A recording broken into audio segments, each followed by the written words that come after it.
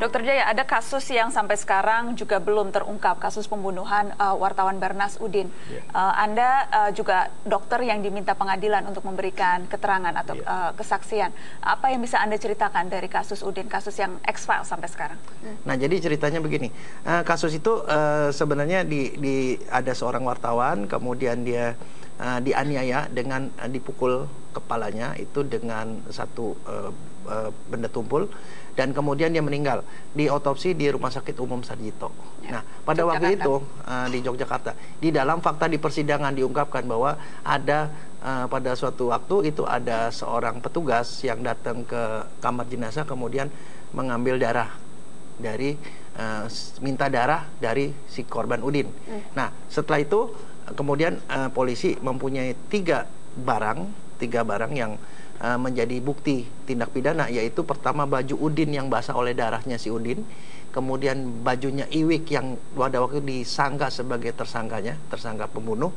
Iwik itu adalah mantan pacarnya istrinya Udin pada waktu itu, ceritanya seperti itu.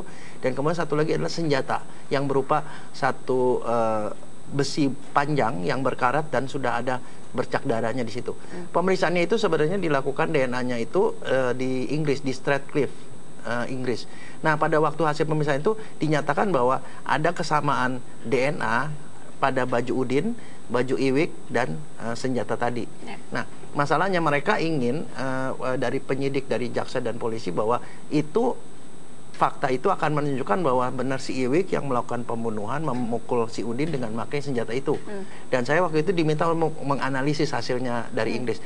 Tapi pada waktu itu saya mengatakan bahwa saya tidak bisa menganalisis hasil orang karena itu belum tentu benar hasilnya. Jadi kalau mau dianalisis saya harus periksa sendiri. Pada waktu itu barang yang tiga itu diberikan pada saya dan saya lakukan pemeriksaan. Hasilnya pada waktu itu ternyata sama antara pemeriksaan saya dengan dari Inggris. Nah, atas dasar itu kemudian saya dipanggil ke pengadilan untuk menjadi saksi.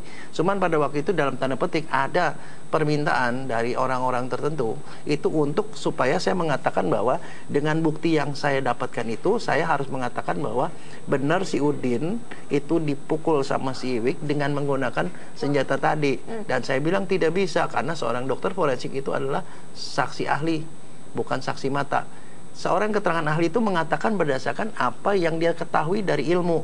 Bukan dan yang Anda ketahui ketika itu? Adalah DNA-nya sama. Dan DNA itu memang 100% bilang bahwa itu adalah DNA dari orang yang sama. Artinya ketiga barang itu tercemari dengan darah dari orang yang sama. Tapi bagaimana itu tercemar, itu persoalan lain. Nah, persoalan lain. Nah, saya pada waktu itu bilang, saya sebagai ilmuwan, saya tidak bisa membuat kesimpulan itu. Pada waktu itu saya didesak karena kenapa? Pada di pengadilan sudah 25 saksi, itu tidak ada satupun yang bisa menunjukkan bahwa si Iwik itu pelakunya. Dan dia minta statement itu dari saya. Karena menganggap kalau saya yang ngomong ahli DNA, udah pasti mereka percaya semua. Tapi saya bilang itu tidak bisa karena saya bukan saksi mata. Jadi pada waktu itu ada kecurigaan bahwa darah yang diambil dari kamar otopsi itulah yang diusapkan di dalam pada bajunya si Iwik dan pada senjata tadi. Sehingga pada waktu hakim menanyakan pada saya, apakah hasil dokter itu menunjukkan bahwa benar si Iwik yang memukul dengan senjata tadi, saya bilang tidak. Yang dokter DNA bisa katakan adalah bahwa bajunya si Udin, bajunya si Iwik, dan senjata itu tercemari dengan darah orang yang sama. Bagaimana caranya? Itu bukan merupakan kewenangan dokter forensik karena kita bukan saksi mata. Tapi yang jelas berkat kesaksian Anda, orang yang tidak bersalah akhirnya bisa lolos dari hukum. Jadi ketika itu walaupun Anda diintimidasi, Anda diminta untuk mengatakan bahwa Iwiklah pelakunya, Anda tetap bersikeras sesuai ilmu, sesuai apa yang Anda dapatkan. Bukan seperti itu ceritanya. Iya.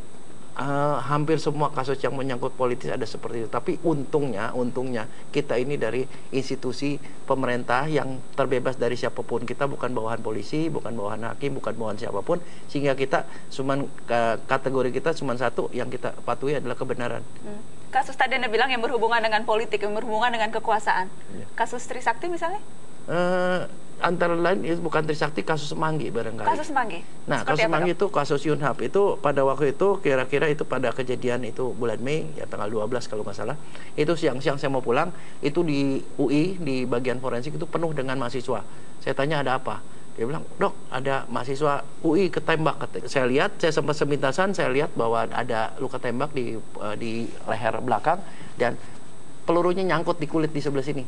Jadi masih ada pelurunya. Dan saya sebagai seorang dokter forensik itu sesuatu yang amat sangat menarik, karena dengan adanya peluru kita bisa tahu satuan mana yang kita bisa tahu itu dari senjata apa, kalibernya, tipe senjatanya, bahkan dari satuan mana kita bisa tahu karena ada kesisa barang bukti di situ.